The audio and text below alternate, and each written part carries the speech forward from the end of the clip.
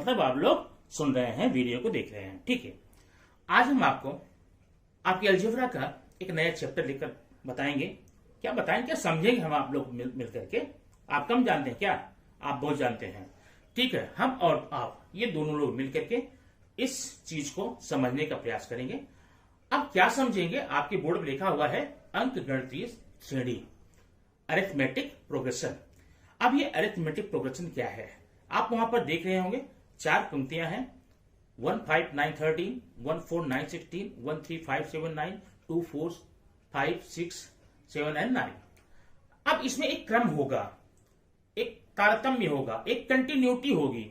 अब ये कंटिन्यूटी एक एक बढ़ने के क्रम में हो सकती है, एक एक घटने के क्रम हो सकती है, गुणा के क्रम में हो सकती है, वर्ग या वर्गमूल में हो सकती है, घन या घनमूल में हो सकती है।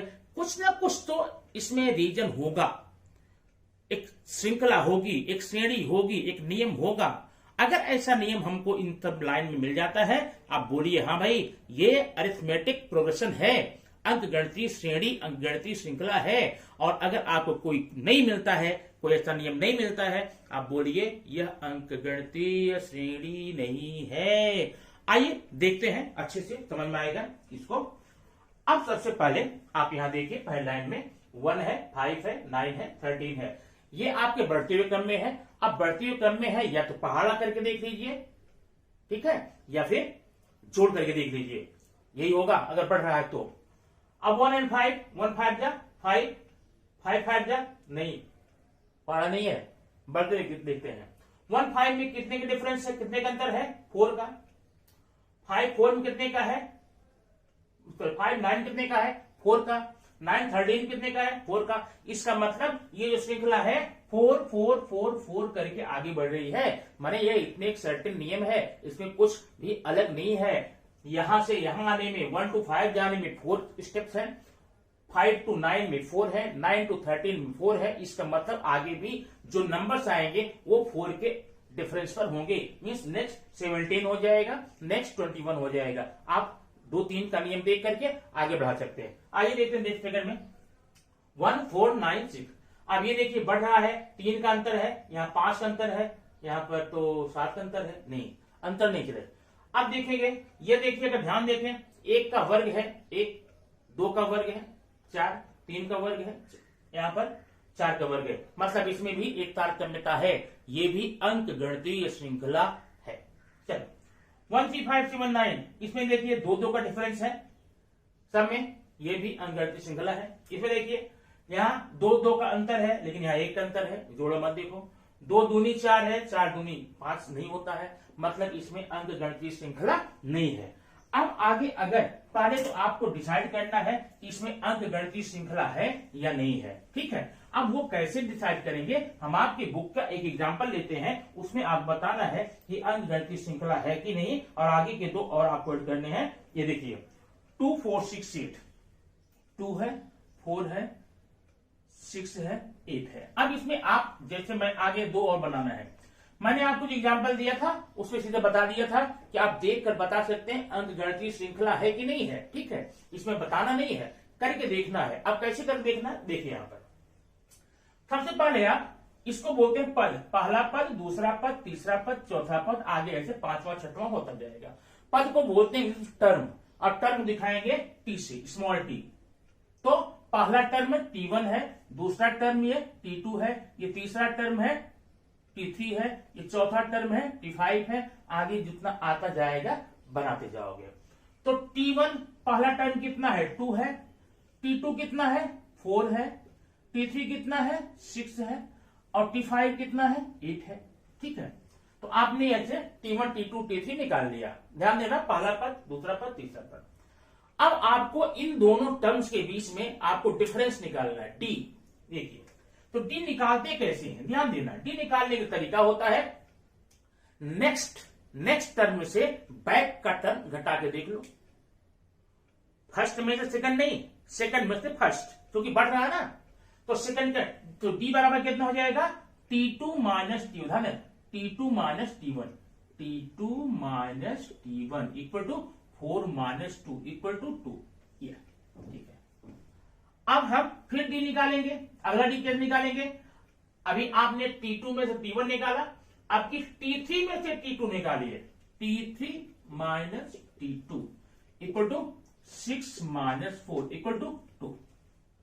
अब डी अगला निकालिए, T4 माइनस T3, T4 कितना है, T4 है ये है, T4 है 8 और T3 है 6 इक्वल टू 2। इसका मतलब इसमें सब में D का मान सेम है, तो D इसमें D जो है डिफरेंस है, स्थिर पद है। क्या है, स्थिर पद है, कांस्टेंट टर्म है। अगर सब में D का मान बराबर हो जाए तो बोलना ये D जो है स्थिर पद है, और अगर ये D स्थिर पद आ जाए तो बोलना हाँ यह अंकगणितीय श्रृंखला है। और अगर ये D स्थिर पद नहीं आता तो बोलना D स्थिर पद नहीं है, अतः यह अंकगणितीय श्रृंखला नहीं है। हो सकता है इससे आसान कुछ नहीं। माने आपने क्या किया है देख लो, पहले T1 T2 T3 T4 तक जितना लिख लो, उस पर सबका D निकालो। D पर निकालो क्या हो जाएगा, T2 में से T1 घटाओ, अगला D, T3 में से T2, अगला T4 में से T3, अगला T5 में से T4, अगला T6 में से T5, ऐसे निकाल लो। तो अगर सबका D बराबर आए तो क्या लिख लेंगे, यहां पर D स्थिर पद है, यहां पर D क्या है, स्थिर पद है, अतः यह अंकगणितीय श्रृंखला है। बस इतना आपको करना है। और यहां पर D का मान कितना है, D का मान आपका है कितना आया है, 2 आया है। तो अगला पद अगर आपको निकालना हो, देखिए अब देखिए, आपने एक काम तो आपका हो गया, आपने D निकाल लिया और बता दिया D स्थिर पद है, अतः यह अंकगणितीय श्रृंखला है। ठीक है, ये काम हो जाने के बाद में अगला आपको पूछता है अगले 2 पद और लिखिए। तो अगला पद लिखने के लिए क्या करेंगे, आपको कहां तक दिया गया है पता है, T4 तक दिया गया है, तो T5 निकालना है। T5 इक्वल टू होगा, ध्यान देना, T5 बराबर, T5 निकाल लिया ना, इसके पहले T4 है, T4 प्लस D कितना, T4 मान कितना है 8 प्लस D का मान कितना था 2 इक्वल टू 10। अब T6 का निकालना आपको, T6 कैसे निकालोगे, 6 पहले कौन सा है, 5 है, T5 plus D, T5 plus D, T5 मान यहां निकाला है 10, D का मान 2, 10 प्लस 2 इक्वल टू 12, ये आपका हो जाता है। तो इस प्रकार से हो जाने के बाद में आपने क्या क्या किया, यहां पर आप एक श्रृंखला को देख करके पहला काम है आपको बताना है वह अंकगणितीय श्रृंखला है कि नहीं है। उसके लिए क्या करोगे, D का मान निकालोगे, और जब D का मान निकाल लोगे, अगर सबका D का मान बराबर आ जाए तो बोलना अंकगणितीय श्रृंखला है, और बराबर नहीं है तो फिर नहीं है। अब अंकगणितीय श्रृंखला हो गई तो आपने D का मान निकाल लिया। अब आगे आपको बताना है कि क्या अगला दोनों पद आप बता सकते हैं, निकाल सकते हैं। बोलोगे हाँ निकाल सकते हैं, तो ठीक है निकाल लीजिए। ठीक है, अब देखिए इसी सवाल को मैं फिर से लूंगा, ध्यान देना यहां पर, यह है 2 4 6 8, यह एक अंकगणितीय श्रृंखला है। ठीक है, और अब इसमें बोला है अब कितने पद हुए, फर्स्ट सेकंड थर्ड फोर्थ, आगे क्या आएगा फिफ्थ, फिर सिक्स्थ, फिर सेवंथ। अगर मैं फिफ्थ पूछूं तो 2 जोड़कर 10 कर लो, सिक्स्थ में 12 कर लो, आगे 2 जोड़ते जाओ। लेकिन फोर्थ के बाद में मैं 50वां बोल दूं, अगला 50वां पद कौन सा होगा, मैंने T50, T 100वां पद, 12वां पद, 20वां पद, 30वां पद, ये बोलूं डायरेक्ट, तब आपको गिनने में तो बहुत ही भारी पड़ेगा, तो गिनना नहीं है, एक आपको नियम लगाना है। अब देखिए, अब तक आप लोगों ने जो T1 पढ़ा था, पहले पद को T1 बोलते हैं, इसको हम क्या बोलेंगे, A बोलेंगे। ठीक है, अच्छा, पहले काम करो, T1 बराबर 2, T2 बराबर 4, T3 बराबर 6, T4 बराबर 8 ही लिख लो। अब D निकाल लो, D कितना होगा, अब चाहे T4 माइनस T3 कर लो, चाहे T3 माइनस T2 कर लो, T2 माइनस T1 कर लो। ये देखिए T2 minus T1 equal to 4 minus 2 equal to 2। ठीक है, D का मान 2 आ गया। अब ध्यान देना, यहां पर D का मान 2 आ गया, और जो T1 है ना, T1 जब आपको 25वां 30वां पद पूछेगा, T1 को आप A बोलना, A माने फर्स्ट पद, T1 था फर्स्ट पद A है, माने A बराबर T1। अब हमको ज्ञात क्या करना है, टी। कौन सा पद, एक सूत्र देखो, टीएन बराबर होता है, टीएन माने जब भी आप पूछेगा 12वां 30वां तो टी 12 लिखेंगे, टी 30 लिखेंगे। अगर मैंने पूछा 100वां पद ज्ञात करो तो जो टीएन है ना, टीएन मतलब टी 100, यहाँ टी 100 लिखना, ठीक है। तो टी माने आपका हो गया यहाँ पर, पहले क्या लिखोगे, टीएन लिखोगे, टीएन बराबर हो जाएगा A plus N minus 1 into T. अब देखो सूत्र है ये, 12वां 13वां 20वां 25वां पद ज्ञात करने का ये फार्मूला है। अब बताइए, टी एन मीन्स टी 12 हो गया, बराबर ए की वैल्यू कितनी है 2, यहां 2 लिखा, plus n means 12 minus 1 into d means, d कितना है, डी आपका 2 है, ये देखो।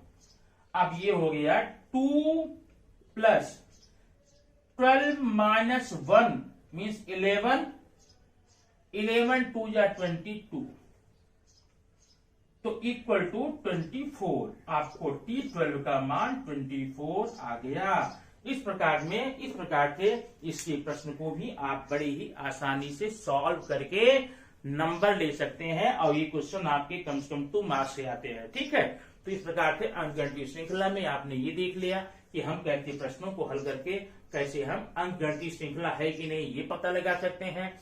डी का मान पूछा जाएगा तो डी का मान, डी कैसे निकालेंगे, डी में आप बड़े स्टेप में छोटा घटा लीजिए, T2 माइनस T1 है, T3 माइनस T2 है, T5 माइनस T4 ऐसे डी का मान निकाल सकते हैं। और T1 को पहला पद बोलते हैं, ए बोलते हैं। तो आपने अंकगणितीय श्रृंखला देखी, अगले 2 पद देखे। जब भी अगला पद ज्ञात करना हो, जैसे मान लो T4 तक दिया गया है और T5 ज्ञात करना, T4 प्लस डी करना है, T5 plus D, T6 plus D, ऐसा करके निकाल सकते हैं। और सूत्र के द्वारा ये 20वां 25वां 30वां पद निकाल सकते हैं। ये छोटा सा वीडियो मैं अभी आपको भेज देता हूं, इसको देख करके आप 3.1 और 3.2 के क्वेश्चन आसानी से लगा करके अच्छे नंबर एग्जाम में प्राप्त कर सकते हैं। लेकिन आपको इसके लिए वीडियो को पूरा देखना पड़ेगा, और वीडियो पूरा देख लेंगे तो फिर आपकी बल्ले बल्ले हो जाएगी, ठीक है।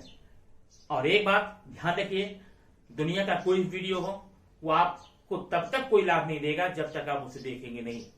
आप वीडियो को देखेंगे, करेंगे, बताना मेरा काम है, प्रैक्टिस करना आपका काम है। प्रैक्टिस कीजिए, भरपूर प्रैक्टिस कीजिए, एंजॉय कीजिए और भरपूर इसका लाभ लीजिए और पूरी जिंदगी लाभ लीजिए, ठीक है।